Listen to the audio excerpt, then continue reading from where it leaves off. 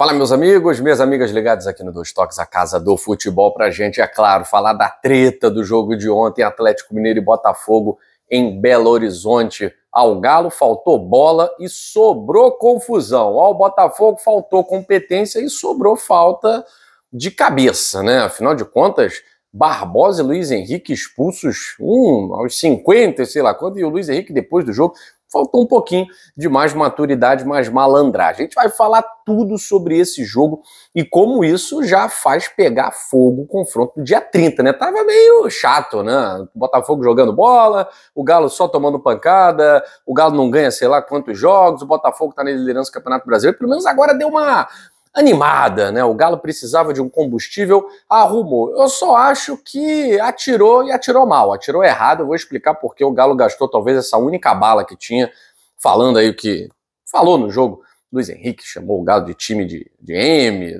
enfim, vamos conversar sobre essa estratégia do Galo. E vamos falar também de quem tá feliz na rodada, né? É o Palmeiras. O Fortaleza também pode dar um sorriso largo. Vai pegar o Fluminense no Maracanã amanhã. Mas o Palmeiras está feliz da vida, porque não está precisando jogar a bola que o Botafogo joga e está vencendo, coisa que o Botafogo não está fazendo, né? Mas esse é o Campeonato Brasileiro. Campeonato de tropeços, campeonato de vitórias. Quando o Palmeiras tropeçou seguidamente, o Botafogo abriu 6 pontos. Agora o Botafogo tropeça seguidamente, o Palmeiras diminui a diferença para 2 pontos. A gente vai falar sobre tudo isso, mas é claro, eu peço para você deixar o like nesse vídeo, se inscrever aqui no Dois Toques. É clima de Natal, clima de festa, mas por enquanto a festa tá só mesmo na expectativa do Natal. Porque Botafogo e Atlético Mineiro é clima de guerra e finalmente está institucionalizado. Assinaram o contrato, carimbaram ontem, guerra dia 30. Afinal de contas, isso é bom para quem? Para Atlético Mineiro ou para Botafogo? Vamos lá. O jogo de ontem foi um time atacando, o outro defendendo.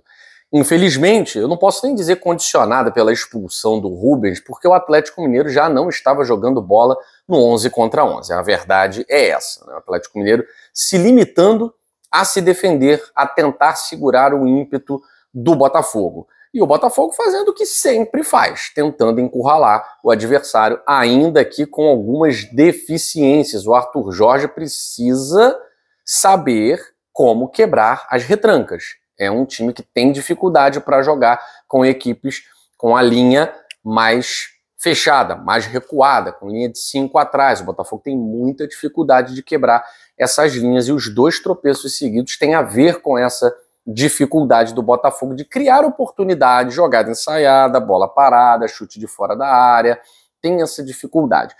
Agora, para quem foi interessante o que aconteceu? Depende do ponto de vista. Vamos lá. O Galo, um time que não vence há 8 jogos. Há 8 jogos. Agora, definitivamente, está na parte de baixo da tabela do Campeonato Brasileiro. O Galo, ele precisava se agarrar a alguma coisa que inflamasse a sua torcida.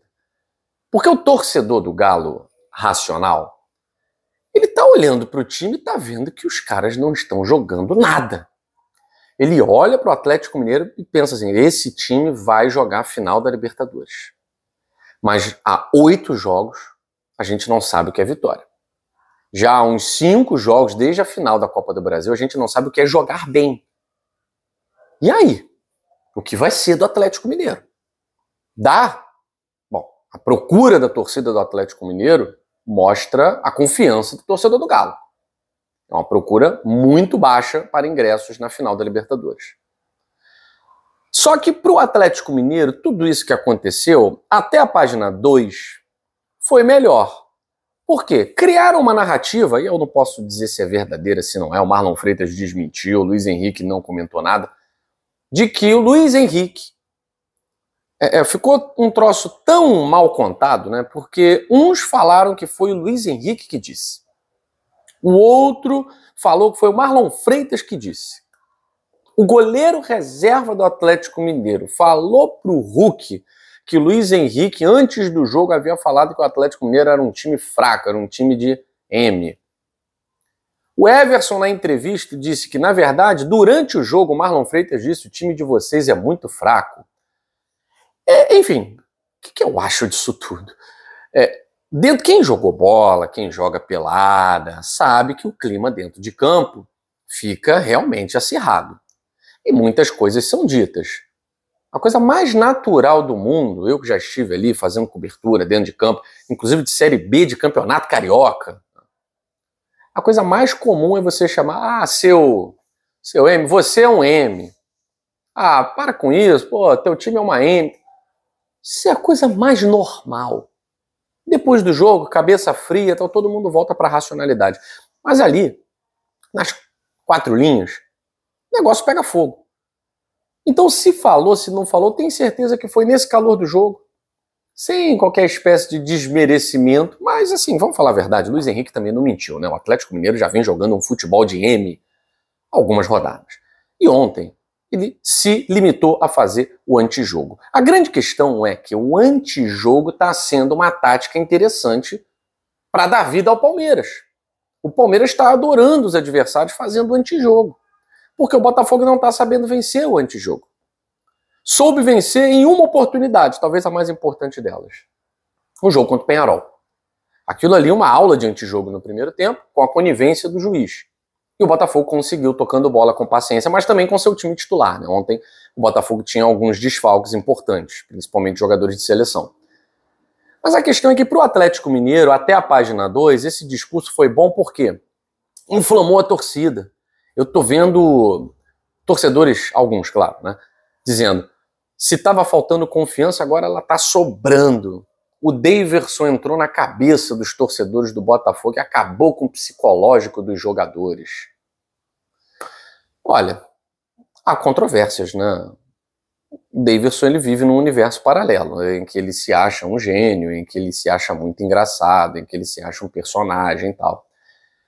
Mas, na hora de jogar bola, a realidade é que ele é um ex-jogador do Cuiabá e foi chamado às pressas para o Atlético Mineiro e a torcida do Galo não o quis. Ah, fez gol, tem estrela, tal, tem mesmo. Tem muita estrela, mas pouco futebol. E, aliás, nos últimos jogos não tem jogado absolutamente nada o Daverson. Então o que dá para fazer? É isso. Criar essas narrativas.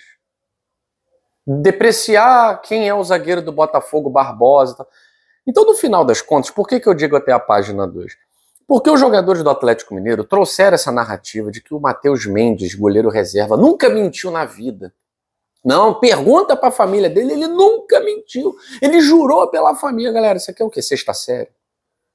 Isso é sexta série. Ele jurou pela família que o Luiz Henrique falou que o time deles é uma... Vamos parar de palhaçada, porque o Atlético Mineiro está se agarrando na única narrativa capaz de fazer os seus torcedores acreditarem nesse título. Eu, se fosse torcedor do Atlético Mineiro, acreditaria até o último minuto, mesmo se meu time viesse de 8 derrotas. Por quê? Porque é um jogo só, 90 minutos, a torcida tem que invadir Buenos Aires. Isso não está acontecendo. Isso não está acontecendo.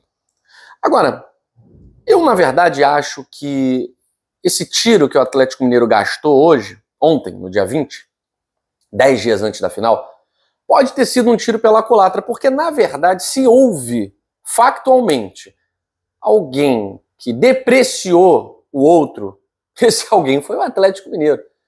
Porque o Luiz Henrique falar, ou o Marlon Freitas falar que o time deles é uma AM, ninguém ouviu. Ninguém pegou esse áudio. O que eu ouvi foi o Hulk dizendo que o Luiz Henrique não joga nada, que o Luiz Henrique é craque, não é craque, que o Luiz Henrique deu 5 chutes com a camisa da seleção brasileira e ele está se achando. Isso eu ouvi. O que eu ouvi, que o Everson disse que o Botafogo é um time soberbo e por isso perdeu o campeonato do ano passado, e que o John Textor cria narrativas fora de campo para pressionar isso e aquilo e tal. E eu ouvi o Daverson dizendo que não conhecia o zagueiro do Botafogo. Barbosa, quem?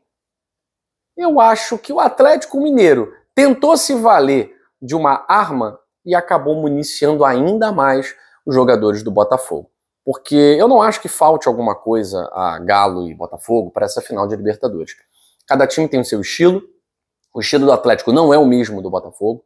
E o Botafogo também não vai jogar no estilo do Atlético Mineiro. Mas essa munição emocional eu não achei que foi bem acionada pelo Atlético Mineiro, não. Eu acho que o Luiz Henrique é um jogador que ele não sente pressão.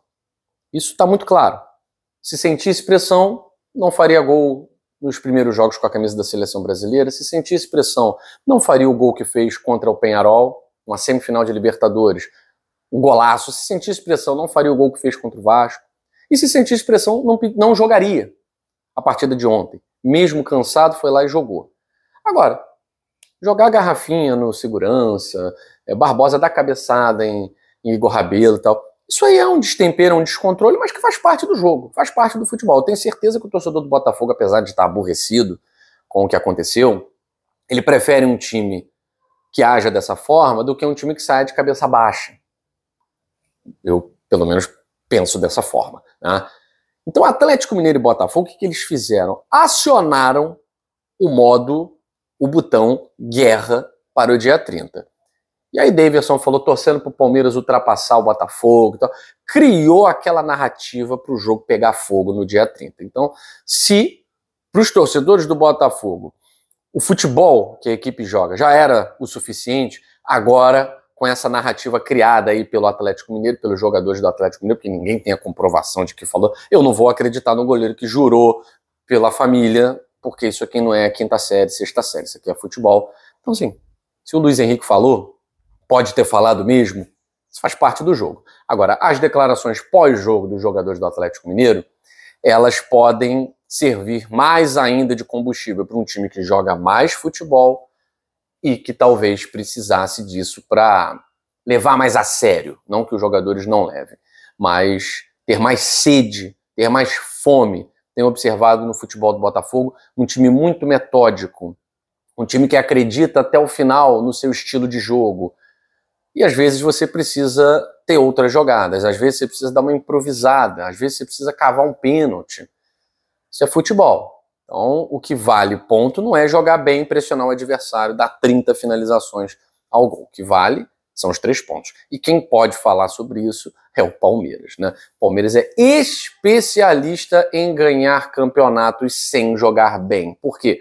Porque é um time forjado para os pontos corridos. Forjado para essa disputa de 38 rodadas. Porque em 38 rodadas não adianta só jogar bem. Você precisa ser cirúrgico, você precisa ser letal. E o Palmeiras é letal, o Palmeiras é cirúrgico.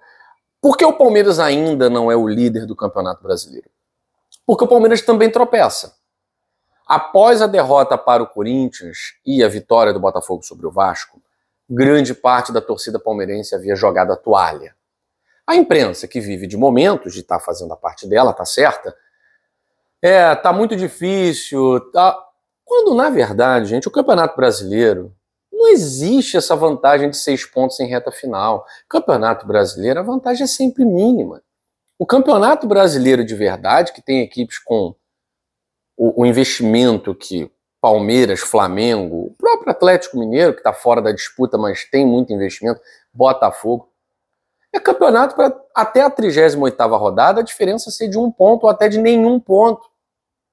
Então, eu não vejo qualquer novidade nessa vantagem de 2 pontos do Botafogo, ou a desvantagem do Palmeiras. Eu acho que esse é o verdadeiro Campeonato Brasileiro, em que uma rodada pode mudar tudo. Uma rodada pode mudar tudo. Palmeiras, com muito combustível, acreditando muito, vai enfrentar uma equipe semi-morta, que é o Atlético Goianiense, e o Botafogo vai enfrentar uma equipe que tem sido o terror dos mandantes, que é o Vitória.